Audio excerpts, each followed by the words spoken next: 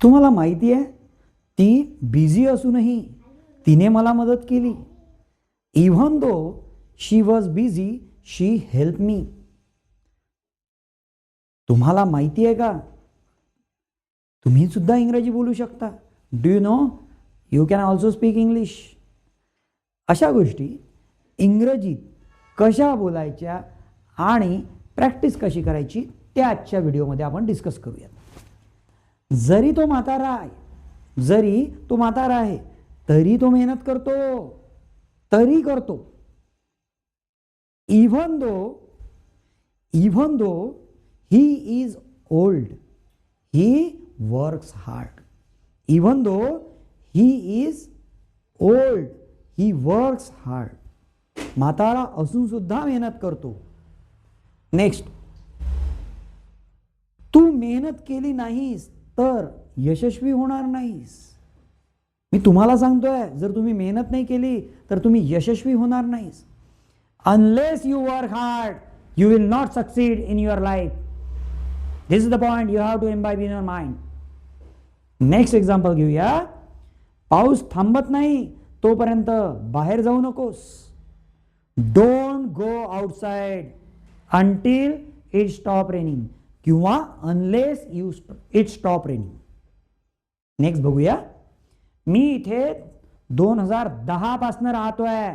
तुला माहिती आहे का? Do you no? मी इथे 2010 पासून राहतोय.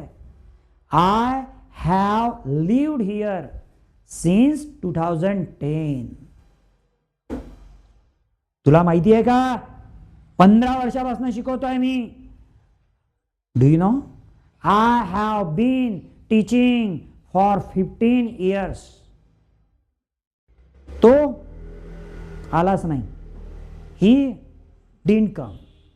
तो आला नाही. He didn't come.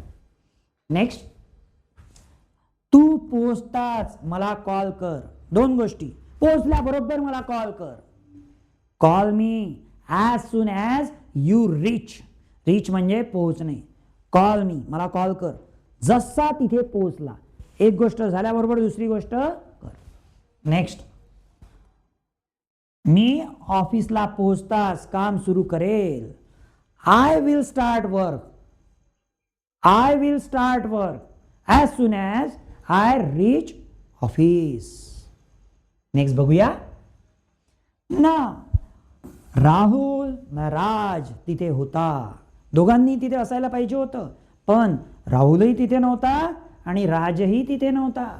Neither Rahul nor Raj was there. Next, इथे थांब. तू एक तर इथे थांब नाहीतर आमच्या सोबत ये. दोन पैकी काहीतरी कर.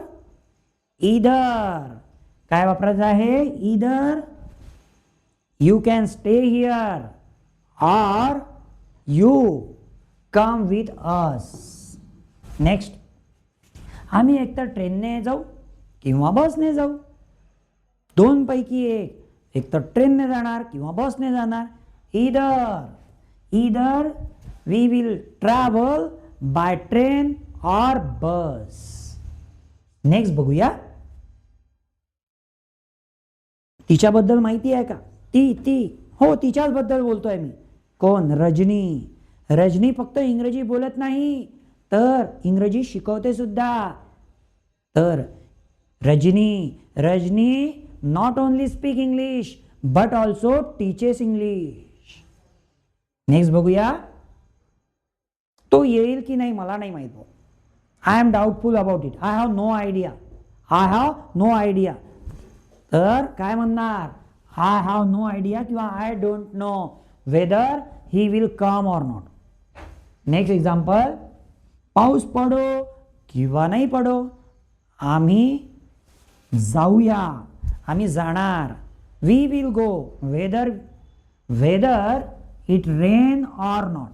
पाऊस पडो किंवा नाही पडो आम्ही जाणार.